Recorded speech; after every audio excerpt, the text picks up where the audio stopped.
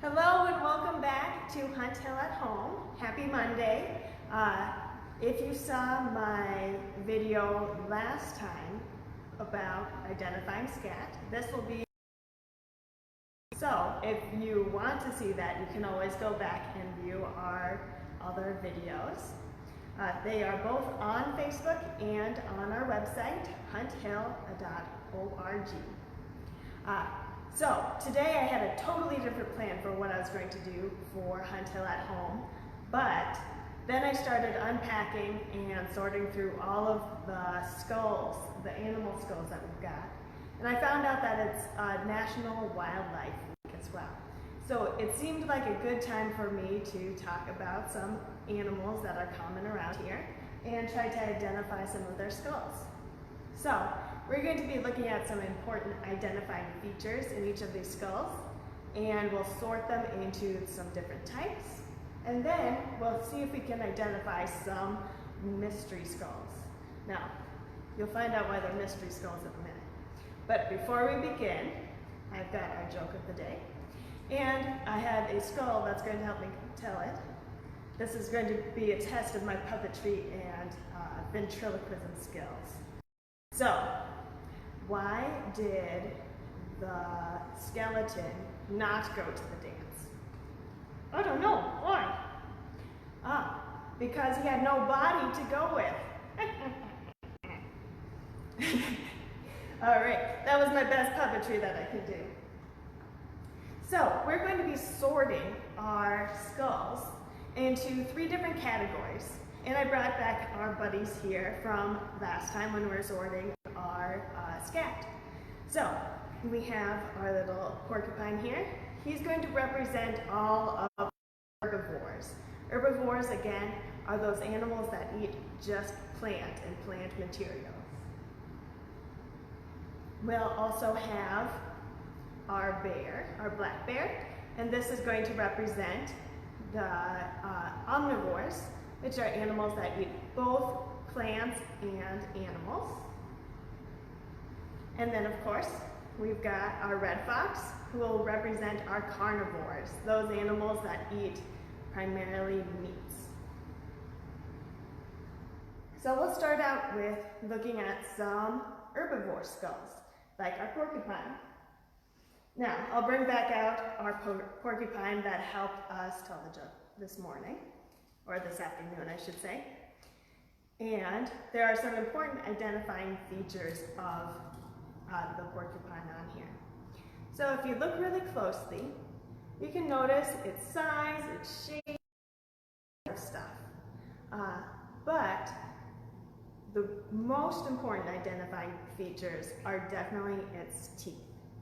So if you look at the teeth here, and I'll bring it nice and close to the camera, it's got these huge front teeth.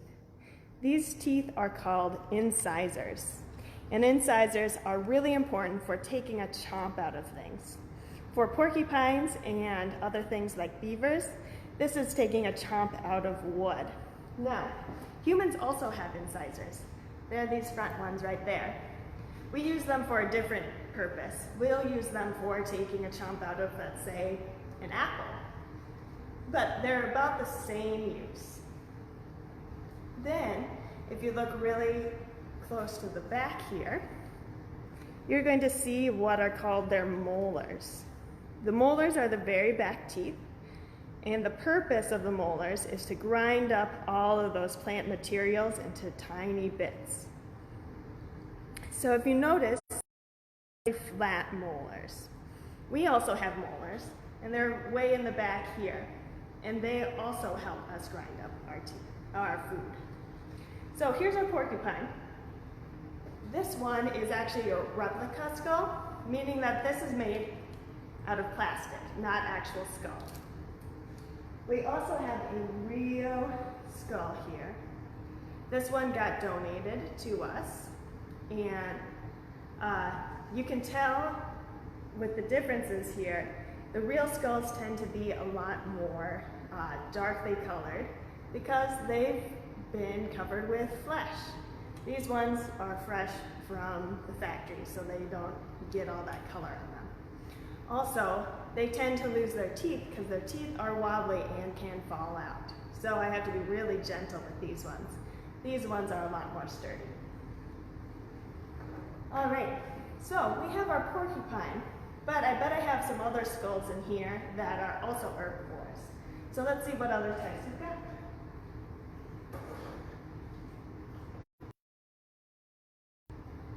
Now this animal has similar incisors to, if you look really closely, you'll also see it's got these flat molars. So this one is definitely an herbivore. This guy is our muskrat. It's pretty tiny, but it eats about the same things as a porcupine or a beaver would. Lots of vegetation, lots of bark, those sorts of things. Now way over here, let's see if I can find it. Here it is. Ta-da! This looks like a huge muskrat. Take a look at the size comparison. So this larger one is our beaver. The beaver, again, has these large incisors and these flat molars.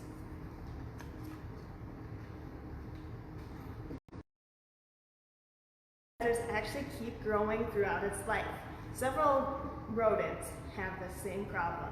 Well, not actually a problem. For them, it's a good thing because as they're chewing down trees and other things, then they wear down their teeth and more teeth grow up. If they were to stop chewing, their teeth would grow out of their mouth, so they don't want that to happen. So they just keep on chewing and chewing.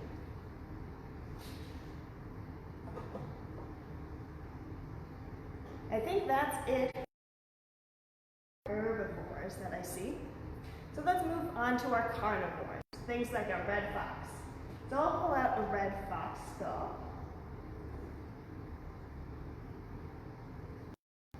And I'll bring it nice and close for you. So this is a red fox skull. Now if you look at its front teeth, it definitely doesn't have those long incisors like we saw on the porcupine beaver. But it does have one really defining tooth here. That's this one right here. These long pointy teeth are called canines. And humans have canines as well. Our canines are not quite as pointy as them, but they do exist. So the canines are really important because they are nice and pointy for grabbing and tearing flesh. Predators need this in order to be able to hunt. Now, these animals also have molars. Almost any animal you find is going to have some molars. But if you look at these molars, they're very different from the ones we were seeing before. Instead of those really flat ones, we've got spiky molars. These ones are much better at ripping up any meat that they're eating. So here's our red fox. Let's see what other carnivores we've got.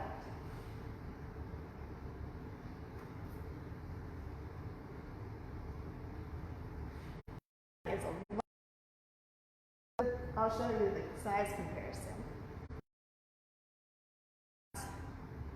Here's our other carnivore we're looking at, and this one is a mink. Now, if you look at the mink clothes, same defining features. Let's see if I can focus. There we go. So we've got our sharp canine, and we've also got the spiky molars.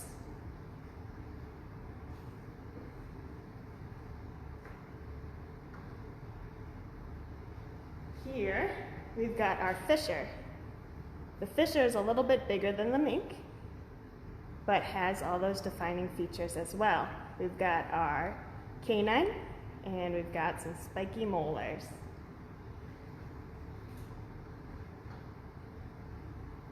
Are you noticing a pattern here?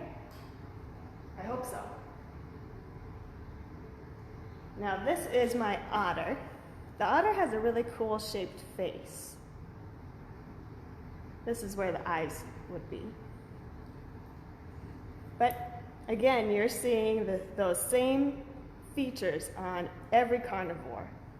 Canines and these spiky molars. I'll show you one more. Let's see what I can figure out. Ooh, this is a good one. Right here, this one also has a cool shaped head. This is our bobcat. If you look at the bobcat, it kind of looks like a tiny saber-toothed tiger. Look at how long those canines are. And then again, it's got molars, but they're very spiky, and there aren't a whole lot of other teeth. This guy lost his incisors, but they're there. They're just very short.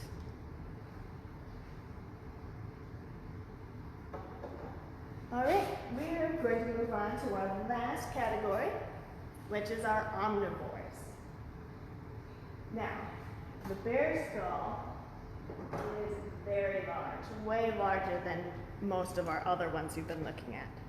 You hold it up next to your face, it's usually bigger than your face. So, looking at this, some features of both. You definitely are noticing these canines. So, you can tell that the bear is made to eat meat. But if you look at the molars, they're not quite as spiky as some of the other predators that you see.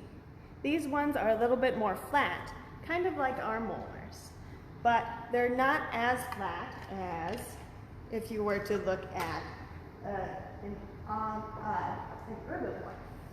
Take a look at the herbivore teeth again. They're super duper flat. Almost no spike at all.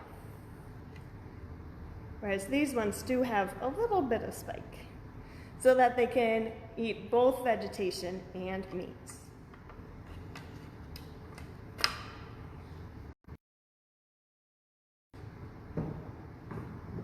Now, if you find an animal that you're not sure it's an herbivore or a carnivore or an omnivore, a lot of the time you can look at their skull and figure it out. For example, if I wanted to find out if a badger was an herbivore, omnivore, or carnivore, let's take a look at its skull. Where's my badger? There it is. Here's our badger. I'll put it nice and close. So, already you're going to see we've got those nice spiky canines. So we know for sure this guy eats meat. Now if we look at all of these little molars here, I would say that they're pretty pointy. My guess would be that a badger eats primarily meat. Now you've seen the majority of what we've got available that's already labeled, but we also have some mystery skulls. The reason we have mystery skulls is because they did not get labeled before they got packed away. So my job right now is to figure out what these skulls are and get them with new labels on them. So let's take a look at some. Some of them are very easy to identify. For example, this guy has some pretty nice antlers. I'm guessing this is probably our white-tailed deer. But then there are some that are a little trickier to figure out, like this guy. So let's take them back over to the ones that are labeled and see if we can figure it out by just looking at it. Let's see if I can get the camera propped up again. Pretty close. There we go. Okay, so already I know this guy is a carnivore. Look at those canines, look at the spiky molars. It's definitely a carnivore. So I'm going to look through each of my carnivore skulls, and I'm going to find one that's approximately this size.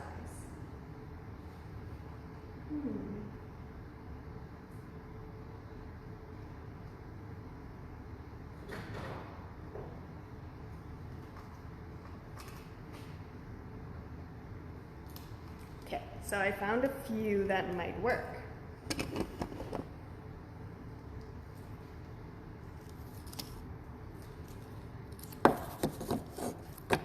So, I found a raccoon skull, and it's about the same size as this guy, right?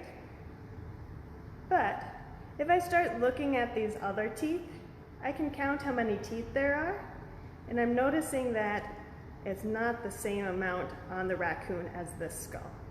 So I'm going to put my raccoon back. How about this one? So this one is our otter skull again. And here's our mystery skull.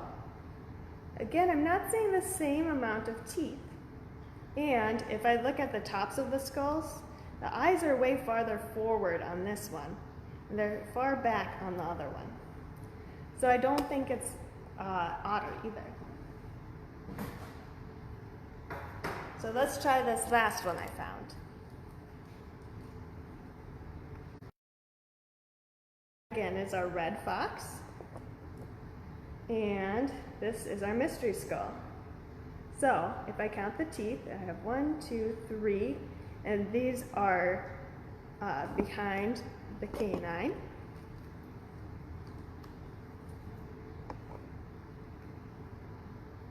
That looks like a match. So my mystery one was a red fox. That's one more, and I want you to see if you can what animal this one is. So I picked up this one. Okay. So take a look at it.